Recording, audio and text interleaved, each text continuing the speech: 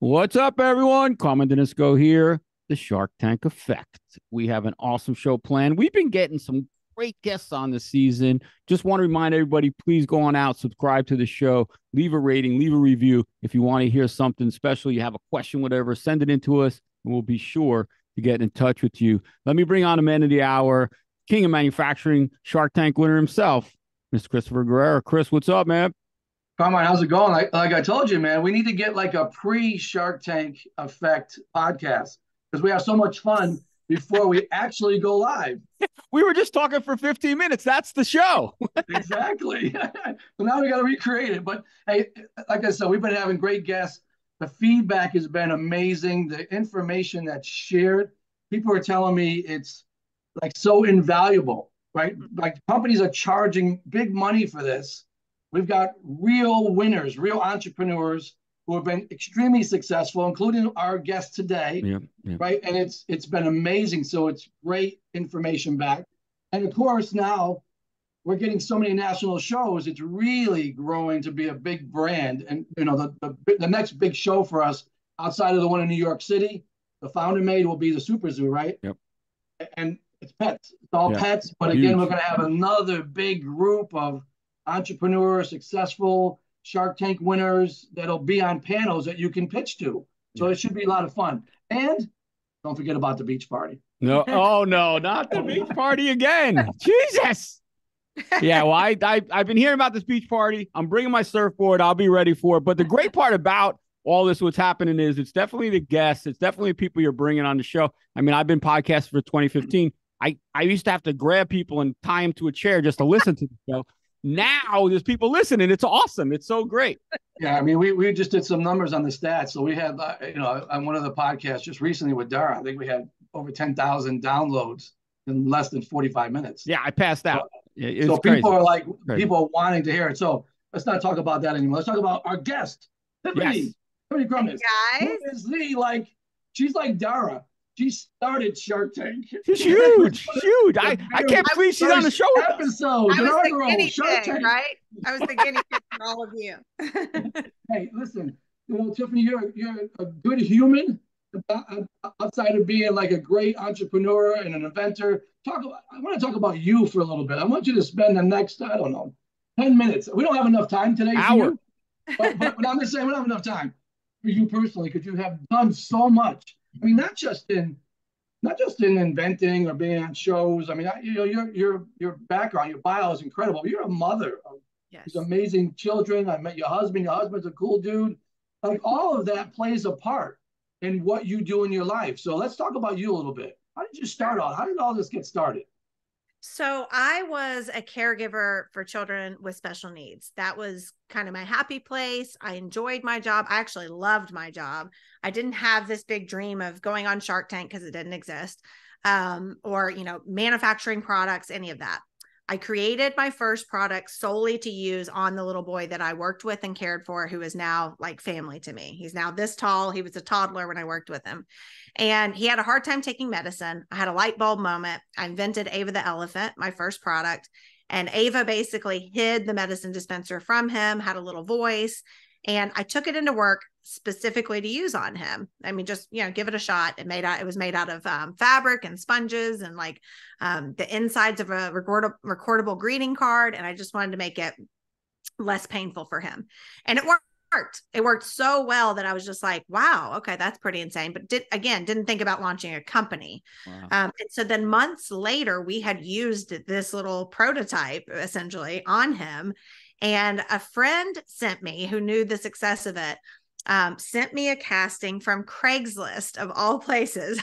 My joke is always, you don't always get murdered on Craigslist, right? It was a casting for Shark Tank because, they were brand new. It was literally the pilot episode. So the show had no money yet. The show had not been picked up by a network. They had to film the pilot, and I was going to be one of the guinea pigs. So I auditioned. I basically did my VHS. I mean, it was that long ago, 14 years ago. I had to film the tape. VHS. When's the last time you heard that? Wow, that's amazing. It was like those little mini VHS ones. You had to Yeah. shut the bigger one. And I had to bail it off. And so, funny enough, I just took out my tripod the other night that was in my basement, and it was the same tripod. And I had like that moment of like, Oh my God, like chills. Like this is the same one I stole from my parents literally 14 years ago to film. I still have the dang thing. I was using it on TikTok the other day. But anyhow, I got on the show. Barbara invested. The show got picked up by ABC. My whole life was flipped upside down, for the better at that time, but also in a very challenging way because I was not an entrepreneur at the time. I watched my dad be an entrepreneur. I grew up in that space, but I was clueless. And so I was having to learn how to launch this basically FDA registered medical device, all these things that were thrown our way. And then I was diagnosed with cancer. And that's eventually what led to my now company, but it was a long time down the road before that happened. Wow, that's unbelievable. And I can remember watching your episode. Being someone who wanted to be on Shark Tank, you watch all the episodes. You want to learn. And I remember like what a cool invention that was, right? As a dad of young kids, not young anymore, but like I go back to the VHS and 8-track tapes. Right. But I remember watching that saying, wow, that is really, really cool. So when you came up with that idea, right? So you have this aha moment. Then you got to now you have to make it. You have to make the product. How did you go about doing that? Like what was the next step? You got to raise some capital. You want to launch it, right? Then you got to make the product. You got to market it. Right. So before Shark Tank, before I pitched on Shark Tank, the only thing I really invested in my product was my husband and I had gone in October to a Halloween contest. I turned him into Frankenstein. I basically sewed him this whole costume because his head is like yours, shiny ball, big square head, and he looked so. Yeah, no offense, but identical head. And I was like, I could make him a really epic Frankenstein. So we did this whole costume just for fun more than anything. But we entered a contest, and we won $3,000. And when we won, I was like, okay, I'm putting this money into my patent search. At the time, I overspent on my patent search, but it was actually a really well done one. But that's what I invested in the company at that point. That was it. I had done that. That's how far I'd gone. I'd gotten the Mom Inventor's Handbook. I'd read through a lot of that. And then when I went on the show, I went on with clay prototypes. We did not have 3D printing available to us, to the lay people at that point. Maybe companies had them, but we didn't have them 14 years ago. So I had to make them out of clay to get ready for the show. And then I basically took my 5 clay prototypes and my patent search, and I went into the show. So everything else I did after with Barbara, everything else after we pretty much learned together. Well, that is together because she didn't have products before that. Yeah, right. And to me, there's no excuses, right? I always hear like some people say why they can't do it, but there is no excuse. Yeah. If you want to do it, you're going to find a way to do it. Absolutely. All right. So then you get it. You go on Shark Tank. What was that like being on Shark Tank? I mean, okay, it was the first episode. It was really new. No one knew what to expect, right? What was that like for you? It was a lot different for me than it was for you guys, because now I hear that you guys have trailers and makeup people. Oh, wait, hang on. I was in COVID. We were in COVID, so I was in a room for 10 days. You guys in a room in Vegas for 10 days on a mini vacation. It was awful. It was a suite overlooking Vegas. I couldn't even go in the hallway. That's terrible. Room service. I don't know how you guys did it. Here's what my experience was. Literally, they said, if you want to come out and pitch, buy a ticket and we will give you a hotel room, because it's a pilot. There's no funding at that point. It's literally a makeshift set. It's them pulling in, using the studio. You come in and that's it. And so, for me, it was a lot different. We literally sat in this big, how the studios are. They're in those huge, pretty much airplane hangars. And then the studio built off in, and then you've got that open space. We were all in folding chairs, like spread out because we weren't supposed to talk to each other, sitting in these chairs going, when's it my turn? And I was the last person to pitch of the night. So I got ready at 5 a.m., slept in that warehouse all day, and went in very last at 8 o'clock at night or whatever it was. Basically, literally, they cut it off. No one else got to pitch after. And so, I was exhausted. I looked like crap. I mean, it was interesting. And it's funny because nobody realizes that. Like, I'm hearing that story for the first time. Yeah. Because we were in Vegas, right? Ours was Vegas because it was COVID. They did it at Venetian. It was really, really different. But no one hears that. All of the in-between stuff. All they see is you in front of a camera. They don't know that it's been edited, right? It's good entertainment. And again, your episode, that whole season was extremely different than what's happening now. Well, what did you too? We had no idea what we were going into. So I Right. think that was a blessing, to be honest with you, a blessing Yeah. in disguise. So I wasn't nervous in that sense. You guys know, you know what you're preparing for, you know who the people Yeah. are.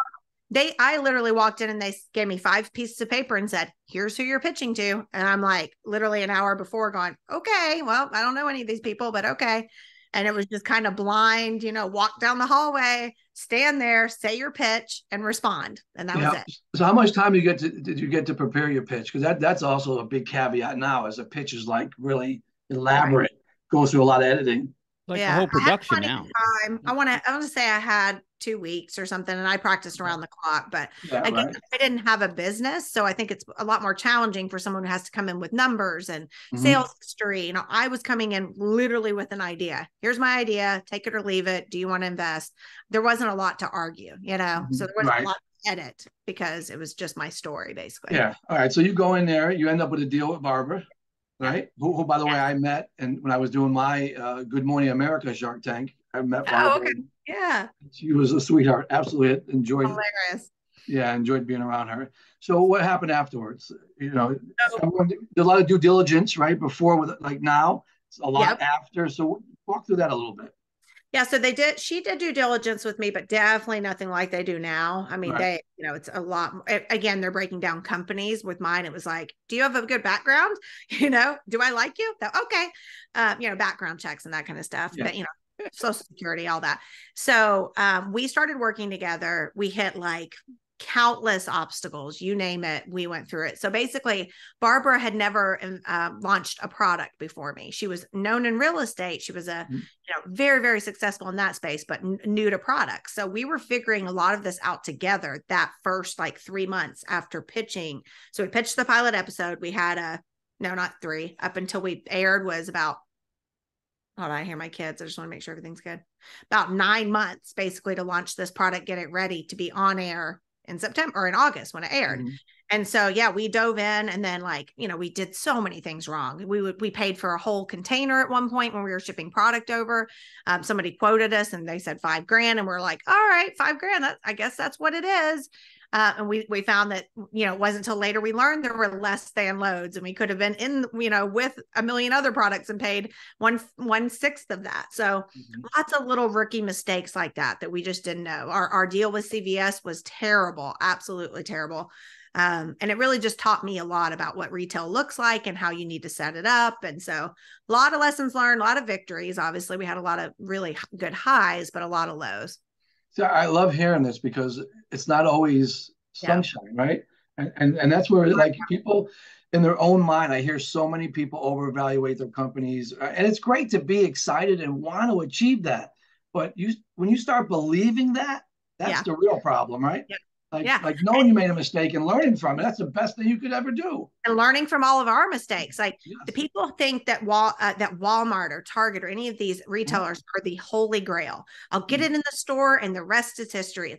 It's the exact opposite. You need to be very, very slow to move into these retailers. And if you do, it needs to be calculated. You need to execute it well. Product needs to get off the shelf, or you've done all of that for nothing. And most of the time invested, like we did, hundreds of thousands of dollars, So ours was a mess. We went into CVS and we weren't on the planogram. So the planogram, for people listening who don't know, is basically the map of the store. And Barbara and I had that meeting with our buyer. He didn't bring that up to us. We didn't know better to ask. Most, all veterans would know that. And so we were just like, wow, 6,000 stores. Awesome. Fantastic. We're so pumped. We left thinking we won. And long story short, our product basically got to all these stores, sat in the back room because it didn't have a spot on the map of the store. And a manager doesn't know your product. They don't care. They're working and trying to put things out as they're supposed to. So if they've got a box of Ava the Elephants, a case of Ava the Elephants in the back, and it has no place on that map, it doesn't make it out. And that's what happened when we were on the show. We were on Shark Tank. People were messaging us going, we went to CVS. There was no Ava the Elephant. It was supposed to be in every single store, So again, another massive lesson, $75,000 lost and chargebacks and issues from that deal. And it changed me, it basically made me see this whole thing differently and learn a whole lot from that first deal. Boy, you're so right. Even with like the super potty trainer with Judy, we got into Walmart pretty quick. Yeah. And they had ramped it up 15,000 units to launch it, and 15,000 a week. And COVID was hitting, and they kept pushing. I said, no, stop. I'm not going to keep shipping all that. No one's buying. No one's going to your store other than buy food. And you're right. It could be. And what you just said, nobody knows. They want you to keep shipping products. So that was what was happening with ours that made us so mad, is like you just said, it's sitting in the back. It's not even being, purchased. And they're wanting me to ship more boxes, like continue to ship more cases. And we're like, what are you talking about? It's not selling through because it's not even out. So yeah, there's all these things that, inventors need to know before they even consider going into retail. And if they do, I always recommend they try to go region by region. Pick a region, try to get your product. I've seen some very, very smart inventors who've met with local managers of Walmart who've allowed them to go region by region, and it's worked out for them. And then they've grown slowly. That's the best case scenario. Yeah, because you got to have sell through, right? You got to really be able to ship it. You got to make sure it's a profit center for these big retailers. 100%. You're already they're going to take 40, 45, 50% right off the top. And then any buybacks, you own all those. Yeah. Missed shipments, they don't show up. You own all that. You end up in the hole. You end up in the hole on your whole product. It's just insane. So yeah, we have to stop sensationalizing the whole retail thing. Yeah, absolutely. So you get through all that. And then where does this lead you? Do you say, okay, I don't know if I want to do this anymore. Maybe it makes sense to license it. Or do you sell your company? How does that work out? Because you're in a new product line now. We'll talk about that in a minute. But what ends up happening with Ava after you went through all that? So I was in the thick of building the business, actually developing the product, getting it manufactured, all of that in that 8-9 month period between filming the show and it airing, getting purchased by ABC and airing. And that was when I was diagnosed with cancer. So the bulk of my time was focused on literally battling cancer with my first little baby at home, but obviously growing the business, figuring it out. And we kind of took off running after the whole Shark Tank debacle with CVS. We still did obviously really well because of Shark Tank. It was a huge hit. The show became popular. I did 4 different updates with them. So I went back year after year, or maybe even twice a year sometimes, to film updates of where we were. So we had great success. But what I also learned with that company was that I had a very difficult market to succeed in. I had a niche product with a low margin. And so that was something that it took me a long time to really realize. But once I did, I was like, this is never going to work to continue to do this. What I mean by that is not every kid needs an Ava the Elephant. There's a lot of kids that struggle with medicine, but it's not like a bowl that every kid uses or a bottle or a sippy cup. And then it also had very low margins. So for the people listening, if I made it for $250 and sold it to CVS for $5, you do the math. If I only have that $250 on every unit, if that, like you said, if there aren't chargebacks, if there aren't, other issues, there is not enough skin in the game to run a business, to market, to pay me, to, do all the things you need to do, even when you're selling high volume like we were. And so I got to the point, it was about 6 years in, I think it was. And I said, look, we're either going to expand. Barbara and I met and we decided we're either going to expand the brand into multiple SKUs and make it a bigger brand, or we're going to license the product. And so we decided to license. Best thing for me, I wanted to step back into the creative side, everything I loved, and working with kids with disabilities again, and just do all the things that I was passionate about, not run this company. So we licensed for 2 years. It went really well. We loved them, but then we basically decided we don't want this type of setup anymore. We don't want just, little payments here and there. We want to have the company acquired. And it was. So about a year after that, 7.5 years into business, the company was acquired. So I got to step away and say, look, I'm still the face of the brand. I'm still connected to my product, my story, but I'm not doing any of the heavy lifting anymore. So Carmine, there's a lot to digest there, right? Like everyone thinks launching a product is, oh my God, I'm going to be the next millionaire and I'm going to make so much money. And they have no idea how much work is involved, what you're getting yourself involved in. You said it was early stages of Shark Tank. So you've got a mentor and an investor who's also learning. Yep. Right. But like you said, 7.5 years. So 7.5 years. I mean, you're probably a better person for it. But even through that, I mean, you had health issues. You're like, I see you as a superwoman. Seriously. I mean that all seriously, Tiffany. You do a lot of things. And with your family, I see you always on the go. I mean, so you sold the company, you're out now. You must have gotten bored, right? That's why you started your new company. Right. I want to go through this hell all over again. Let's do it, guys. No, that's the funny part is I never had another company. So I had other inventions that I came up with and licensed. I knew I wanted to license right away. Didn't even manufacture them. I did that because, again, I didn't want to run the day-to-day. But what happened was I had my own personal struggle with gut health. Basically, I went through radiation treatments for my cancer. The radiation treatments destroyed my gut, basically made me constipated all the time. I went through all this testing. They thought maybe my cancer had spread to my intestines. I did colonoscopies, you name it, body scans, and everything was fine. Long story short, I discovered on my own with my mom, she was a nurse, and we started looking at, natural remedies for the gut and, learning more about the gut. And I started taking a probiotic. So I started taking a very specific strain of probiotics called Bacillus subtilis, and it changed my life. Suddenly my body was working the way it was supposed to. My digestion was, and nothing else worked. All of the prescription medications, the over-counter medications they had me on, the treatments, nothing was working, but this one natural bacteria, basically. And so I took it for 2 years. It was a competitor's brand. I just was a customer of theirs. I loved the product, but I hated the delivery. It was like this chalky powder. You'd have to mix it in some milk, stir it up, chug it down.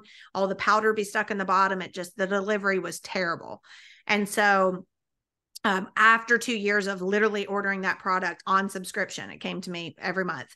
I decided I wanted to look into this. Could I make because Bacillus subtilis is a strain. So it's a strain of bacteria. So it's not like that was proprietary or protected. I was wondering, could I make a Bacillus subtilis? Because that's the strain I know and love, but a different format. And so I found a factory here in Georgia, of all places, in my own home state, which to me was a huge sign. It was like, wow.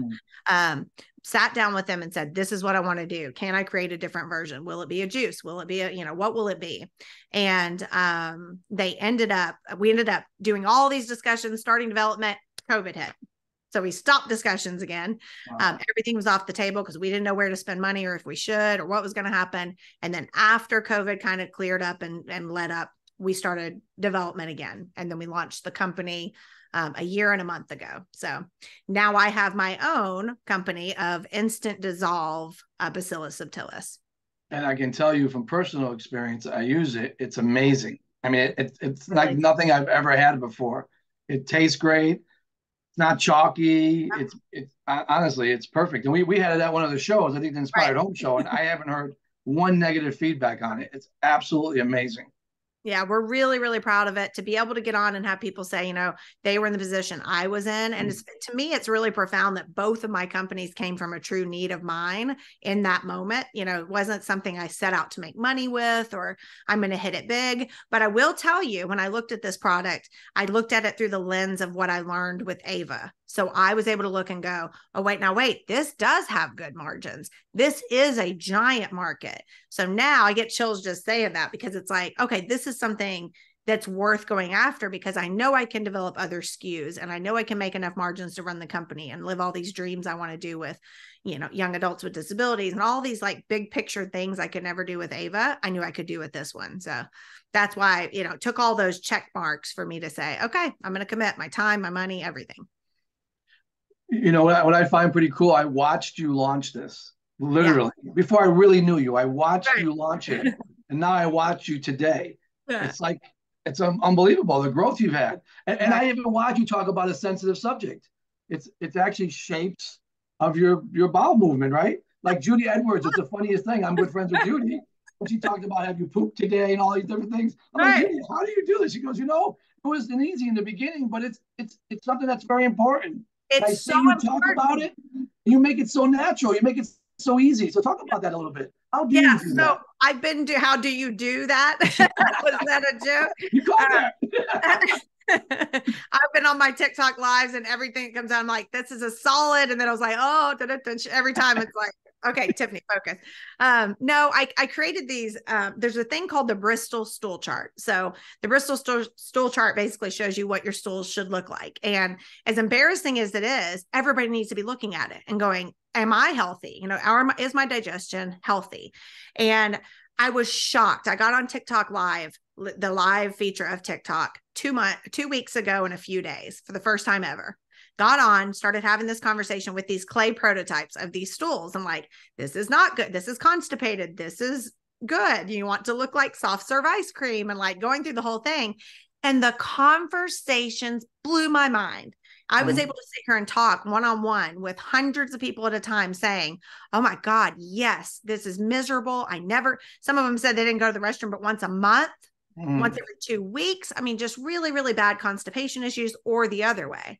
And so, being able to just really have those like raw conversations with these complete strangers and then resolve those problems for them with our product it's been insane, and then like you said, they're real problems, and some people are afraid to talk about it, right? Yes. Especially with family. So you've opened it up. And the most important part to know is that most of it isn't a real problem, meaning like a health concern. They're just lacking good gut bacteria. So they don't have enough good gut bacteria. And when they add that as a supplement, suddenly everything works right. So they're thinking like I was, do I have bowel cancer? Do I have problems in my body? Do I have IBS? Do I have Crohn's, whatever? And really the 90% of them are just introducing this bacteria to their body, and suddenly everything works like clockwork. So, but some of that stuff is dangerous if you don't go on a regular basis. Yes. Like keeping that's like poison, right? Keeping that in your body, it's not healthy at all. All right, like I said, there's a lot going on here, man. You've done a lot in a short period of time, and the little time that I've known you, I've been incredibly impressed, and it's been exciting to watch it. I think that's what I enjoy the most, is watching somebody engage in something they truly believe in. And it shows, right? When you talk about it shows, and people can relate to that. It's not like some BS line that someone's trying to market or sell. Right. It's a real life story. People can relate to you personally, can relate to the products you're selling, and I think it brings the community together. Right, to serve a purpose. I commend you on it, and then you're on some of our panels that we have at the shows. We're going to continue to do that. You were on one of the best panels at the Inspired Home Show. Literally, that whole show. It was fun. 3 days. You guys on a great panel. And the feedback is endless. To talk to people that are, literally on that opposite end of the spectrum. They're just starting out, and be able to give them such valuable input so quickly from 5 of us who have been through the ringer. We can save those people that are willing to learn and listen and come to your events. They're going to learn and save so much time and effort and money if they really do listen to those of us who've been through it, because we've all had the losses, and we're not just saying it for fun. None of us want to admit that we failed, but we've all failed in some way. And if you listen to our cautionary tales, then, you're bound to do a lot. I think I said on an earlier podcast, I told Carmine, if somebody really wants to learn, we had Kelly Shea on. She's a college student, and you can see she wants to learn. She's absorbing everything. I'll work around the clock for you. I'll work on the weekends when you want to call me. If you need me to help you on anything, I will. But if you say you want me to help you and you don't show up, or I'm not, why would I spend all my time on that? That's right. I was the same way. I helped too many people a long time ago. I was just open to and then I learned that so many people, like you said, weren't willing to put in the work or even invest in their own company. And I couldn't bleed out for these people anymore. It was like, that's it, I think we all go through that, right? At some point. They need to, exactly, Carmine. They have to get through the ringer themselves and really learn all this.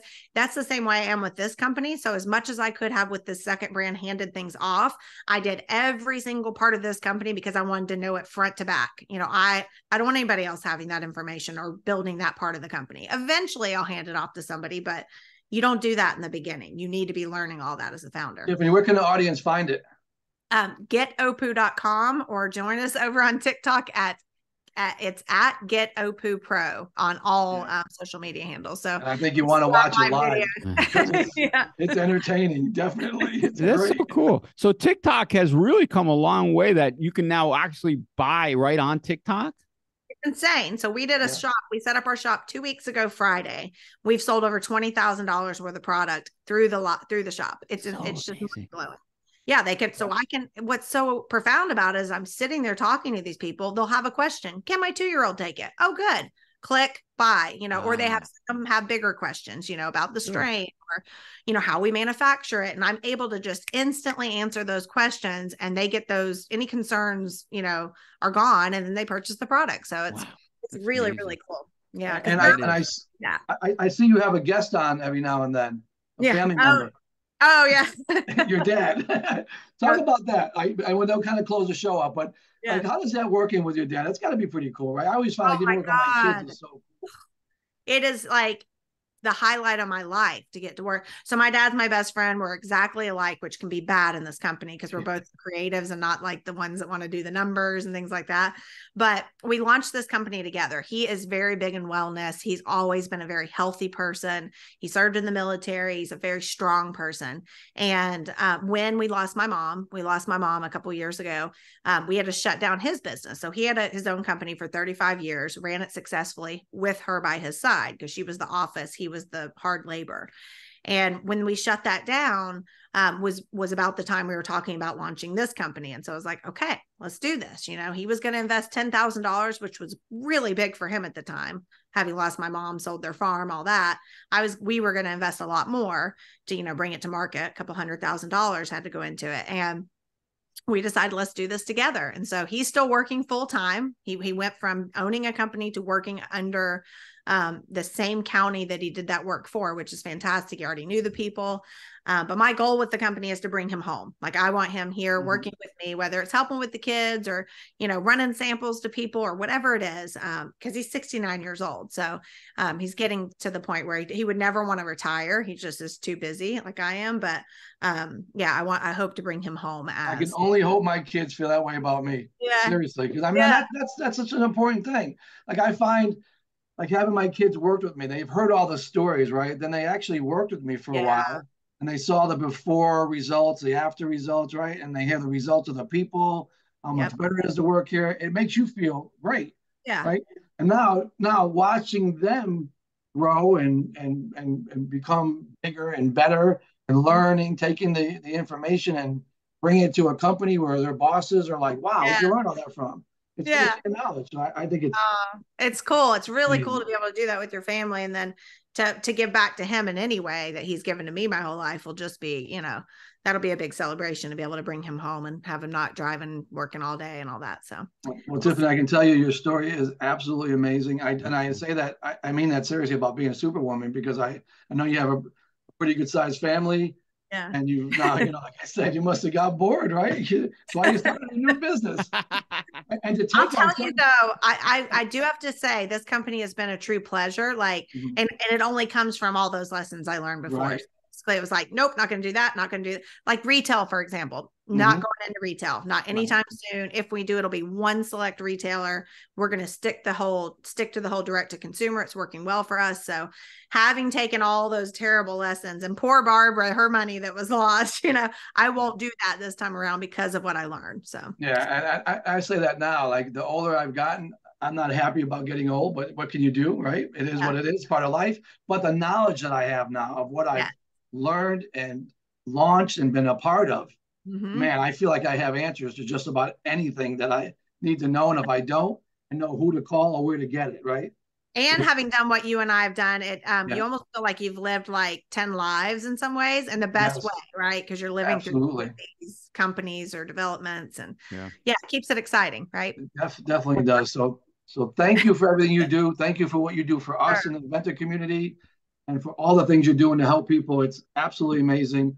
And Carmine just goes with another absolutely great guest on the show. Yeah, you can't deny when, as you said, Tiff, if you're not failing, you're not learning, and you've taken all that knowledge, all those things, and you've put it not into a company where, you know, you're making gold bars just for yourself. You're actually helping people. You know what I mean? So it's great to make money. We all love making money. There's nothing wrong with saying that.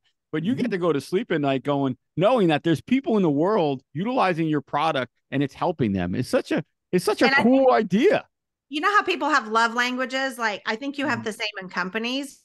Some people are really, truly fulfilled with money. You know, they get this big sale and it lights their world on fire. For me, that has never been the case. I think it's because I was so little or I just don't have any value for it. So yes, we have to make money as a company because I want to do things like bring my dad home, because I want to support my family, because I want to travel. But it's the other stuff like hiring our young adult with autism and being able to do that. That was like my best day yet. When I got to send him that offer and he accepted and he started like being a part of our team, that's the ones that like keep me up at night and keep me going versus any kind of big sale, you know?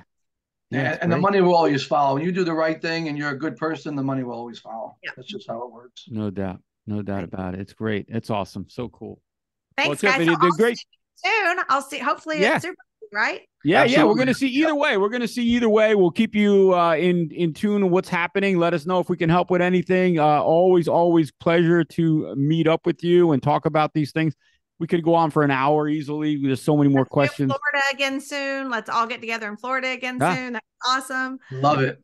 Very good. Guys. And for all you listeners out there, thank you for tuning in. We ask you to please subscribe, leave us a rating, a review, and if you have some questions, get in touch with one of us. We will be glad to help. For Tiffany, for Chris, for myself, we thank you for listening, and we will catch you next time on the Shark Tank Effect.